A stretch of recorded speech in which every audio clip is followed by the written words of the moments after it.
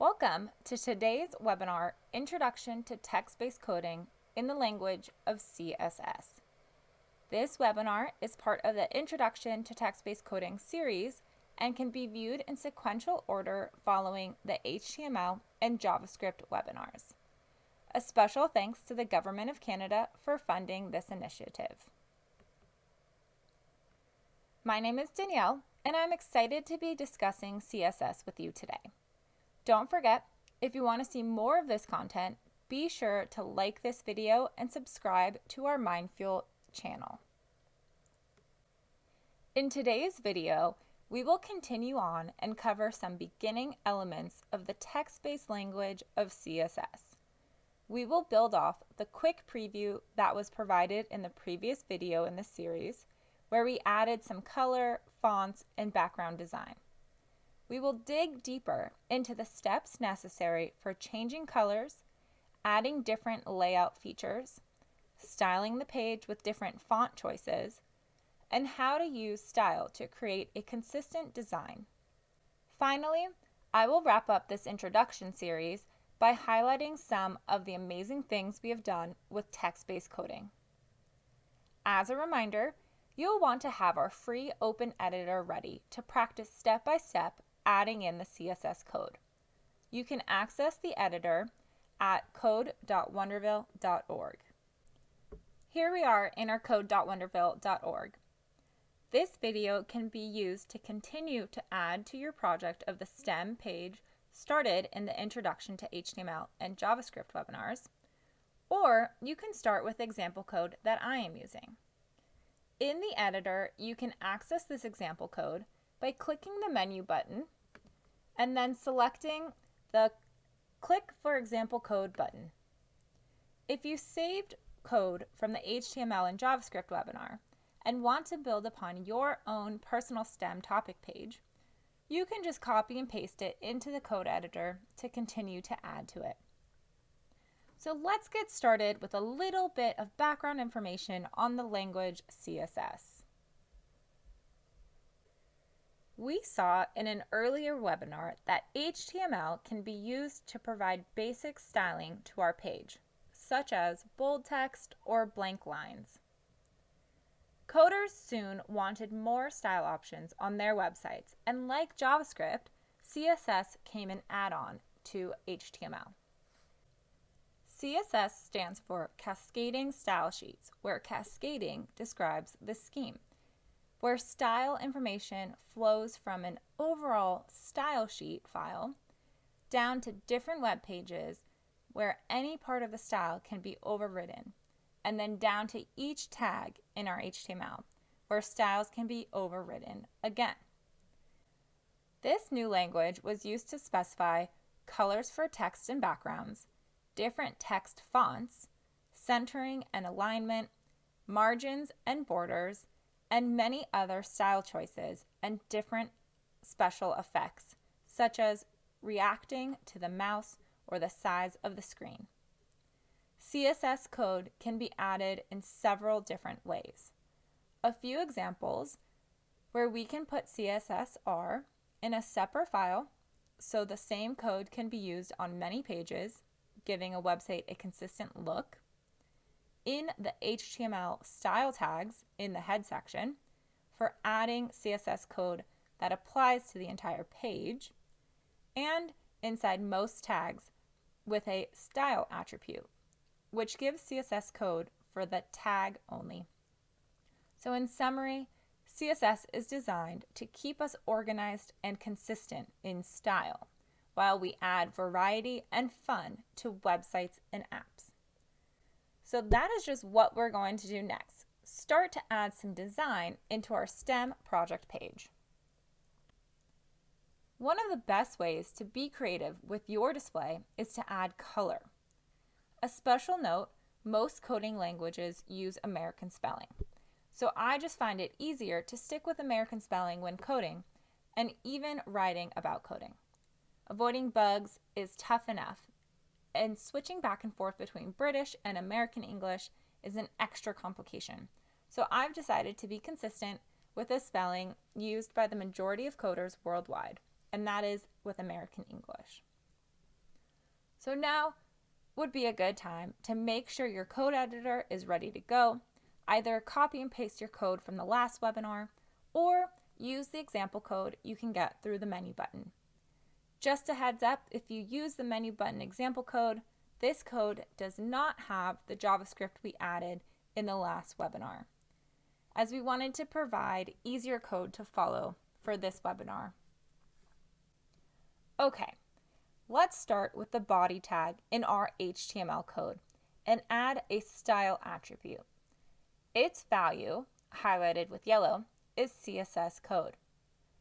The CSS consists of a property, which is color, a colon, and a value, in this case, red. Let's run this code and see what it does. So in the editor, I'm just going to find my HTML body code and then add my CSS style attribute to it. Now that the code's in, let's click run and see how it changes my page. You should see that all of the text on the page turned red. Pretty easy, huh? Let's add some more CSS color and see what else we can do. Okay, so now I'm going to declare a background color in addition to the text color I just did. I must use a semicolon to separate the two statements, and each statement consists of a property and its value separated by a colon. Spaces, new lines, and a final semicolon are all optional for the coding syntax. So in that same HTML body code, I'm just going to add in this background color code. So let's pop over to our editor, and you can probably guess what this code will do, but let's run it to see the magic happen. And there you go. The background color is now yellow. Did you know that CSS includes more than 100 color names, including magenta, coral, and sky blue? Give it a try. Change up your code with your favorite colors to personalize your page even more. I'm going to try sky blue and magenta as my background and style fonts.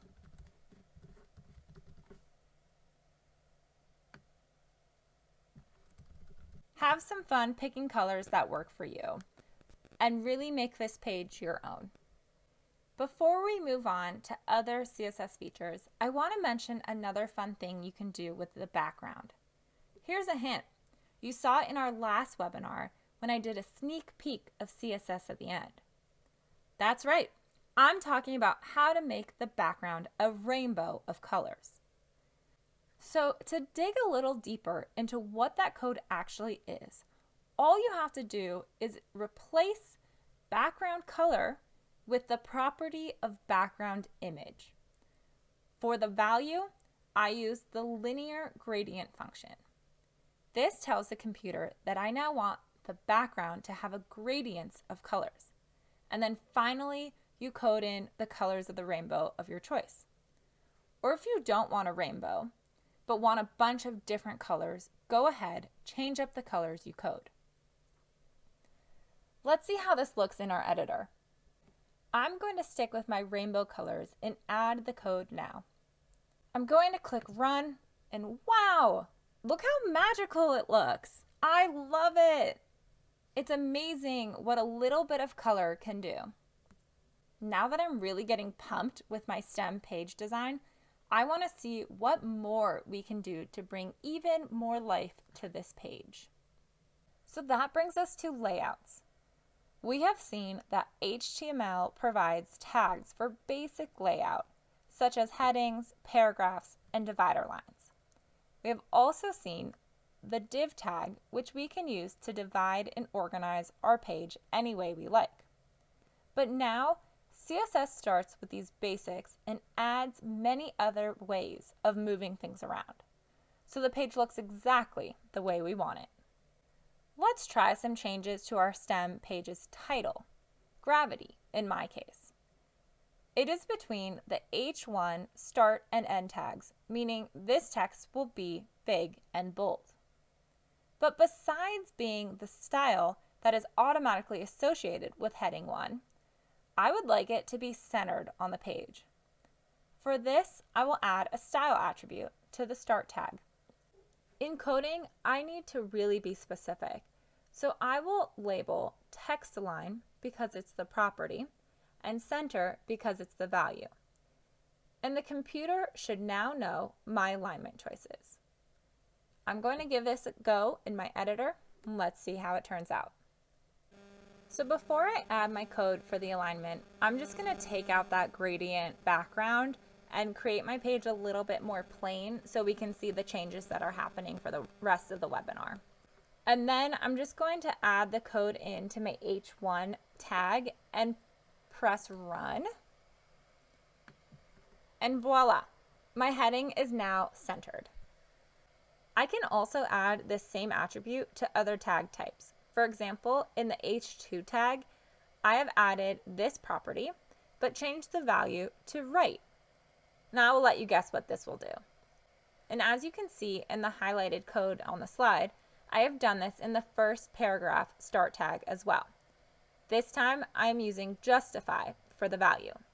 This tells the browser to add extra space between words in order to get nice straight edges on both the left and right margins, which gives a professional look to the blocks of text. These are just a couple of ways to adjust the alignment on your page. So let's now go into our editor and add them in. So I'm just going to add that highlighted code from the slide into my heading 2 and my paragraph. Give it a try on your page too, and feel free to change up the value choices of center, right, justify, etc. to whatever your heart desires your alignment to go. I'm going to click run, and now you can see that my Isaac Newton second heading is all the way to the right, and that all my paragraphs are now justified and equally spaced from both sides of the margin. Once you have designed your page to how you like it, let's move on to some other layout coding. Okay, now, if you want complete control of where elements are placed on the page, there are a number of other styles that can be used alone or together.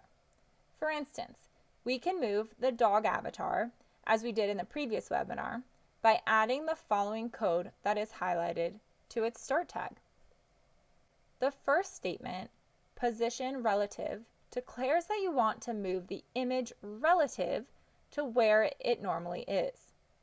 The second statement declares that we want to add 40 pixels of space on its left side, which actually moves it to the right. To provide a little background information, a pixel was originally defined as the smallest dot that can be drawn by the computer on a monitor. This is no longer absolutely true, as the latest technology stretches the usefulness of this definition. But in general, we can still use pixel, abbreviated px, as a unit of measurement that works with any display, from a phone to a TV to a jumbo video screen. CSS also accepts other units, such as mm for millimeters, but dealing with different units on different screens can be complicated. So let's keep it simple and stick with pixels for now. One way to get a sense of size, remember that typical text is about 10 pixels high. The best way is to try different numbers and run the code to see what comes up. I'm going to hop over to my editor now to give this a try. Okay, so I'm adding in the code and going to see how it changes my page. Notice where the dog is right now. Once I click run, you can see that it's moved over to the right. You can also try the code with right, top, and bottom. Play around with some different options here until you have placed the avatar exactly where you want it. Another great way to spice up your page is to add borders to separate and highlight important text. Let's add a couple of properties to a tag. I'm going to keep working with my H2 tag section, but you can add this to an H1 heading, a paragraph, an image, or div tag too. So let's break down the highlighted code here. The border property draws a line around the page element and takes 3 values: the width of the line, the style, such as dotted, dashed, solid, or double, and its color. I have specified a 3 pixel wide continuous solid red line. Then you have the border radius property. It is used to round the corners. You can give this a try with different values until you see how this works and what you like as the result. So let's pop over to our editor again and give this a go. Feel free to add a border around any section you want. I'm going to stick with H2 like I said and add that red border. Let's click run, and there you have it, perfection. My heading 2, Isaac Newton, is now surrounded by a red solid border line with rounded edges. So now I like the look of the border, but I wish there was a little empty space on both sides of it. There are two properties that I can use. The first one is margin. It adds space around the outside of the border. And the second is padding, which adds space on the inside. Here on the slide you can see the highlighted code for margin and padding that we'll need to add. Now going into our editor, the code we're going to use is going to go wherever you had decided to add that border code. In my case, in H2. You have the flexibility here to change the number of pixels to your liking and run the code to see how it changes the margin and padding. The pixels I chose look great to me, and I'm so happy with how my STEM topic page is coming together, and I hope you are too. Now, a really fun way to add more style to your page is with some cool looking text. CSS gives us the ability to specify a simple text style or font for easy reading or an elegant or wild font to grab attention. Let's start with a couple of simple properties, the size and weight or thickness of text. Add this style attribute to any tag containing text. I'm going to choose the first paragraph tag, but you can try this on the H1 or H2 tags as well. Now to break down what's shown on this slide. Font size can be specified in pixels or percent. 8 pixels is small, while 16 pixels is fairly big. I specified 150%, which means I want the text to be 1.5 times taller than usual. Font weight can be lighter, normal, bold, or a number from 1 to 1,000, where 400 is normal and 700 is bold. Your computer may only be able to display one or a few different weights, but it will do its best to match what you specify. Let's add this code to see the result. I'm going to add the code to change my text and run it. You can make the text your own by changing the percentage for font size and the font weight name or number to your liking. Take some time to play around with the variety you can have here. As you can see, my first paragraph now is a little bit different than my second paragraph, and the font is a little bit more bold.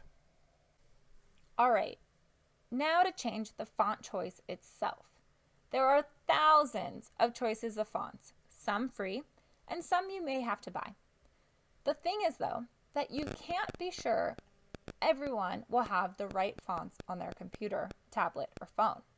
So you can either stick to a common choice, provide users with a copy of the font, or follow the instructions of an internet site providing free fonts, such as fonts.google.com.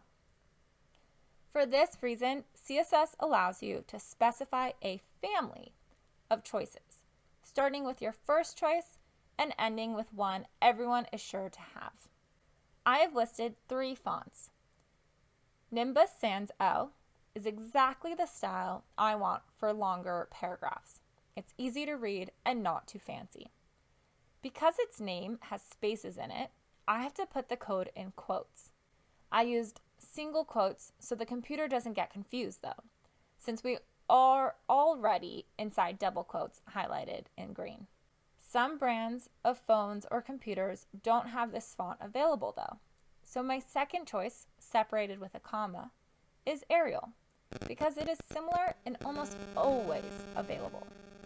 In the worst case, the final choice I've selected is sans serif, which every browser understands is a modern font with simple lines, without tails or flares at the end. A monospace font, like Courier, is a traditional choice for code because each letter takes up the same amount of space, like an old typewriter. This can be helpful for indenting code or entering data in columns. Let's jump over to our editor and give this a try. All right, I'm adding my chosen font family code into my paragraph style and going to see what it looks like. And there you have it. My font has changed slightly. Try out a few fonts on your page in different tags to see what you like.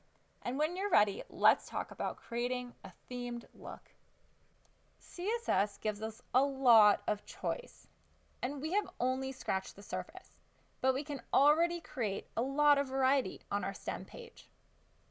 However, most websites or apps try not to get too crazy with different styles because it can distract from the informational content. Most coders and designers try for a distinctive but consistent look. Consistent from page to page, but also consistent with the message, which might be serious for a business website or more fun for a kids' game app. So let's add a little bit of consistency to our stem page and focus on creating a look. The first step in developing a consistent look is to organize our CSS code. So far, we have put all of our CSS code in style attributes. As our page gets bigger, this gets messy. For this webinar, I haven't used the JavaScript from the last webinar because mixing just two languages together can get confusing fast. And mixing three languages, HTML, CSS, and JavaScript, is even more complicated. So it's usually best to separate them. We can take steps towards a solution and consistency by moving our CSS to an easy-to-find location between style, start, and end tags in the head section. In the example code on this slide, I have moved the CSS code to this new style section, deleting the style attribute in the tag. In the style section, I first specify a selector, which tells the computer which tag I'm talking about, the H1 tag in this case. Then, inside curly brackets, I put the same property value statements we used before. In this case, the text alignment center code that is highlighted. Now, anytime I use H1, it will automatically apply this alignment specification. Let's pop over to our editor and see how it works. So I'm going to just move around my code to organize it a bit better. And when I press run, what do you think will happen? That's right, you shouldn't see any change to the page. It's a trick. So far, all we have done is organize our code, not change any style. Now you might be thinking, why would I even need to worry about organizing my code? Well, the advantage of doing this isn't obvious yet because my page only has one H1 tag. But if I add another H1 heading, it will automatically have this style applied to it. So I don't have to waste time coding in and rewriting that style alignment code each time. Now that it is organized, every H1 heading will be centered throughout the stem page. Phew! Thank goodness there are these types of shortcuts because coding is already tedious enough. So let's add some more style specifications for other sections of our document. Let's create a style for all the paragraph tags too. Since our stem page has several paragraphs, with this organization shortcut, we can apply a style to all of them at once. Let's give this a go. So I'm going to go ahead and move my code from one location to the other.